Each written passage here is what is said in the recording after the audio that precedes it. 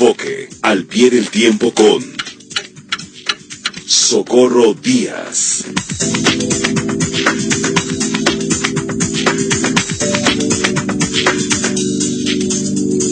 Querida Socorro, bienvenida, buenas tardes. Muchas Perdón, ya te gracias. colgamos de tu tiempo. No te preocupes, Adriana. Perdón. Yo entiendo lo que son las pasiones milenarias en términos políticos. Mira, si vamos a hablar al pie del tiempo, en enfoque, es indispensable mencionar, aunque sea de manera muy breve, dos hechos que ocupan este día la mayor parte de los comentarios y especulaciones políticas. En lo interno, es la renuncia ayer de Margarita Zavala a su candidatura independiente a la presidencia de la República. El tema que se debate es por quién se va a inclinar su equipo y sus simpatizantes a partir de ahora. ¿Por Mid o por Anaya? ¿Por Anaya o por Mid? Ese es el tema. En cuanto a lo externo, hay un asunto de clara actualidad y es la fuga al futuro de las renegociaciones del Tratado de Libre Comercio que sostienen las autoridades de México con las de Estados Unidos y Canadá.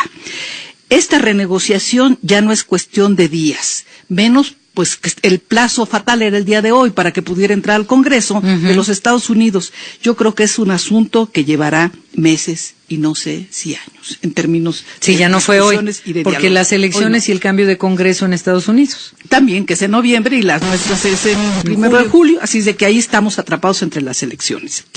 Pero hoy quiero hablar de un tema actual y de mayores proporciones que los que acabo de mencionar.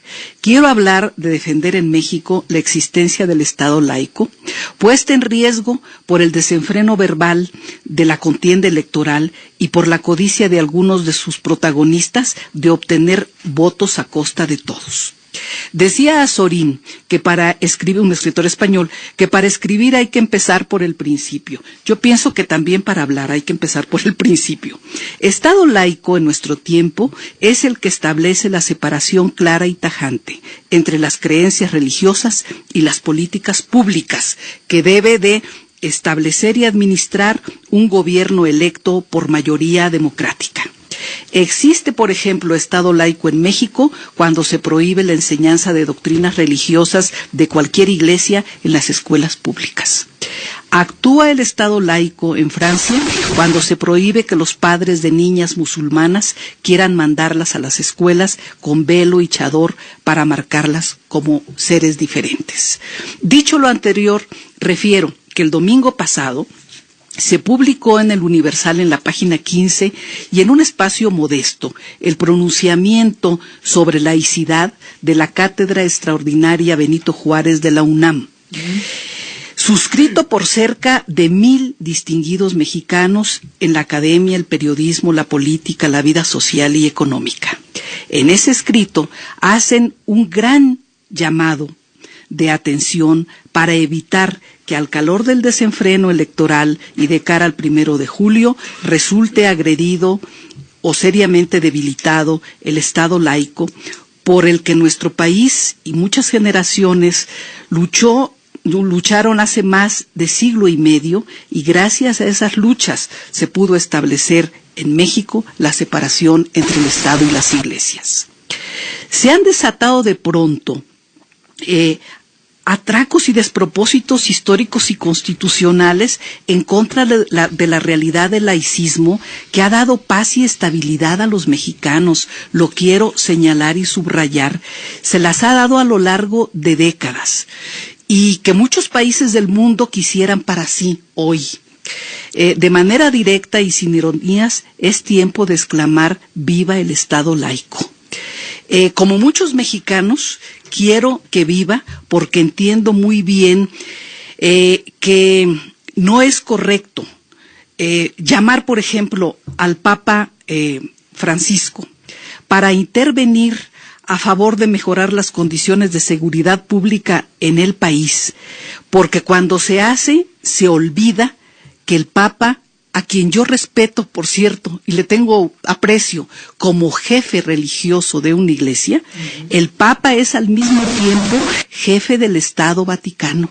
Y no es correcto llamar a jefes de otros estados a intervenir en asuntos que solo nos compete resolver a los mexicanos. Con la bandera de la religiosidad, del catolicismo. Por no supuesto. estamos en Colombia. No, ni en ningún otro país donde es frecuente ver imágenes de los jefes de Estado, los presidentes de la República, con sus bandas presidenciales, casi de la mano de los jerarcas religiosos vestidos con ornamentos de fiesta, entrando a las catedrales durante o tras la toma de posesión. Sí, que literalmente que no se nos vaya la mano con esa casi de la mano entrando a la iglesia. A la iglesia. Que ya se nos andaba yendo también. Porque mira, pasan muchas cosas. En Chile el Papa tuvo una mala visita porque los chilenos se declaran en mayoría agnósticos o ateos. ¿A qué se debe esta realidad tan diferente? A que a la alta jerarquía eclesiástica, cuando el golpe de Estado en Chile que dio Pinochet, invitaron al general Pinochet a la catedral y ofrecieron ahí un Te Deum, un acto de acción de gracias. No, estas cosas deben de mantenerse separadas porque le causa mucho daño a la iglesia y le causa mucho daño a los estados. Y cuando vino el Papa Francisco se le recibió como jefe de Estado. Como jefe de Estado, en efecto. Y cuando se le llama, aunque sea en un arrebato verbal, a intervenir en asuntos internos del país, se está poniendo en riesgo la soberanía de un Estado nacional, y la soberanía, yo quiero recordárselos, es inalienable, innegociable, indivisible e imprescriptible en un Estado nacional. Entonces, yo quiero decir que tenemos los mexicanos muy claro, hasta ahora en general, que todas las personas tienen el derecho cabal de creer en determinadas doctrinas religiosas, y también tienen el derecho a no creer, a ser agnósticos, ateos o lo que quieran. La moral, la ética, las creencias son respetables y personales. Lo que nadie puede ni debe pretender es convertir su moral personal en ley. Menos puede, porque la ley es general, no es personal. La ley a todos obliga. Menos pueden pretender que esas creencias y algunos dogmas se conviertan en políticas públicas. Contra esa posibilidad de convertir dogmas en políticas públicas, se han pronunciado los integrantes de la Cátedra Extraordinaria Benito Juárez de la UNAM, debido a otro hecho, Adriana. 2 diputados del PRI, uno de ellos, Carlos Iriarte Mercado, coordinador de la bancada de ese partido ahora, presentaron una iniciativa para reformar la ley de asociaciones religiosas y culto público. Lo hicieron el pasado 12 de abril, cuando todavía era presidente del PRI, Enrique Ochoa. Yo sinceramente no creo que René Juárez, el nuevo presidente del PRI, que como muchos priistas han luchado por la separación entre el Estado y las iglesias en México, pudiera apoyar una decisión de esa naturaleza. Y lo hicieron, esa presentación de esa reforma, con la presumible intención de captar votos de la jerarquía religiosa, a la que siento que están magnificando mucho los políticos ahora, para una causa electoral y partidista. O sea, si Andrés Manuel está con el Partido Encuentro Social, ahí están los evangélicos, los cristianos, pues el PRI, vámonos con la Iglesia Católica. Bueno, en esa iniciativa de ley, sí, proponen algunas cosas relativas a la libertad de creencias, al respeto a no creer, a la objeción de conciencias, etcétera. Pero esa iniciativa contiene 3 elementos que a mí me parecen sumamente inquietantes y peligrosos. Por ejemplo, proponen que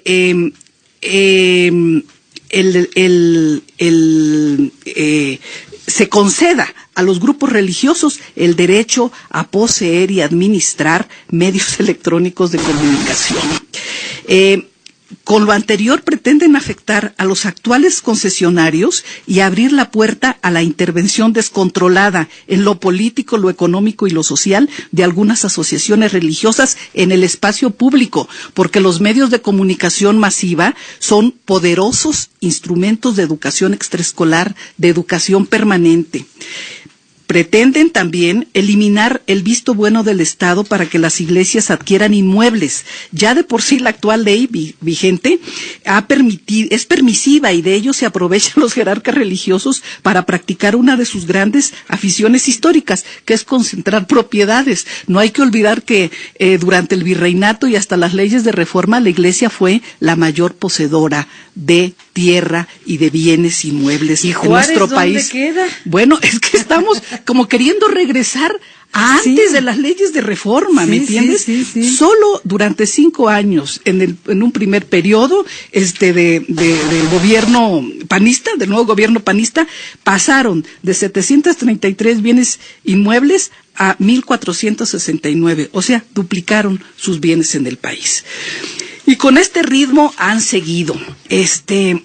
La otra cosa. Entonces, es que decías 3 cosas. Una, en esta propuesta de reforma que dices te parece inquietante, 3 elementos. Así 1, es. que acceda a la Iglesia Católica a medios de comunicación. Sí. 2, no dar visto bueno el Estado para que adquieran bienes. Sí, y otra cuestión es que puedan las iglesias colaborar, establecen la colaboración entre el Estado y las instituciones religiosas en materia de desarrollo cultural y social, Adriana. O sea, que tengan acceso al presupuesto público para diseñar políticas nada más ni nada menos que en materia social y cultural. Esto de que tengan acceso al presupuesto público, pues que también van a establecer la Inquisición respecto de la libertad de creación en México. Hacia eso quieren encaminarnos, por Dios. En la lucha electoral se valen muchas cosas. Por Dios. Por Dios. Así. Oye, sí, es que hablar de la separación entre la Iglesia y el Estado es un asunto político, no de creencias o no creencias, ¿sí? Ajá. Mira, en la lucha electoral se valen muchas cosas. El olor del hueso es tan fuerte que en Oaxaca 17 hombres dijeron que eran transexuales y transvestis para que los hicieran candidatos del PAN, del PRD, de Nueva Alianza y el PRI. O sea, bueno, ¿hasta dónde llega la ambición por el poder? Así es, pero lo que no se vale es jugar y poner en riesgo al Estado laico en México, que nos distingue de muchos países metidos hoy en guerras civiles y terrorismo, y que nos ha dado libertades, paz religiosa y estabilidad política. Yo lo que quiero decir para concluir es que no permitamos que el desenfreno verbal y el hambre de votos y de poder, como tú bien dices, dibujen en el horizonte del Estado mexicano y de la vida cotidiana de los mexicanos la presencia o ampliación de conflictos religiosos. Se superaron hace muchos años. No permitamos que regresen. ¿Me dejas una copia de esos apuntes que hiciste? Sí. No, es que, y vamos a buscar al diputado Carlos Iriarte Mercado. Sí. Para que responda a estas interrogantes que tú acabas de plantear aquí. Sí, y que le plantean también en un desplegado de prensa, te digo, modesto, para la cantidad de nombres relevantes, de mexicanos muy relevantes. Roberto Blancarte, Rodolfo Echeverría, Salazar Ugarte, Diego Valadez y muchos más, son cientos que publicaron esto llamando a la sensatez y a la reflexión a los legisladores. Por Dios, una contienda electoral no vale la pena poner en riesgo por una contienda electoral la separación entre la Iglesia y el Estado y la existencia de un Estado que le ha dado a los mexicanos paz, libertad para creer y para no creer y estabilidad. ¿Para qué despertamos conflictos religiosos? Punto. Muchísimas gracias, qué interesante que ves más allá, porque sí, efectivamente este desplegado que te inquietó y que te llevó a este comentario es pequeño. La UNAM no tiene mucho dinero como los empresarios, para pagar páginas enteras. Eso lo digo yo, no lo dices tú. La UNAM no tiene el dinero que los empresarios para pagar páginas enteras, y tú por ahí lo encuentras, y qué bueno que lo rescatas, porque esto es más importante de lo que nos estamos pudiendo imaginar. Sí, no regresemos siglos en la vida de México. Sí, en la historia y en la laicidad de este país. Muchas gracias, Socorro Díaz. Gracias hasta a la ti, próxima Adriana. semana. Gracias.